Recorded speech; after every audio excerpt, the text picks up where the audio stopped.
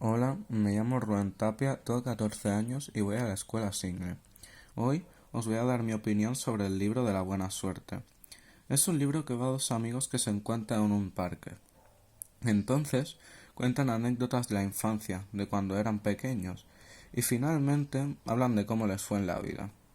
Hablan de los negocios que tuvo cada uno, y a uno, David, le fue bastante mal, pese que al principio le regalaron el negocio ya que su tío murió y su padre también. Pero en cambio, Víctor, que empezó de cero y creó su propio negocio invirtiendo, siempre les empezó a ir bien.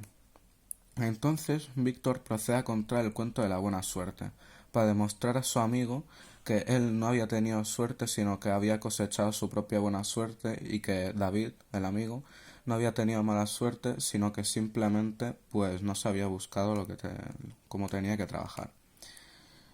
Este cuenta la historia de dos caballeros en una aventura. Me parece un buen libro, ya que está bien argumentado y tiene bastante coherencia. Y también creo que es interesante. Además, me gusta que en cada capítulo, mientras tú vas avanzando, te cuentan las reglas de la buena suerte. Y al final te dicen el secreto para conseguirla. Y creo que eso es un buen punto para el libro. Recomiendo este libro sobre todo a un público más joven, ya que es un libro corto y puede ayudar cuando empiezas a leer más libros en tu vida.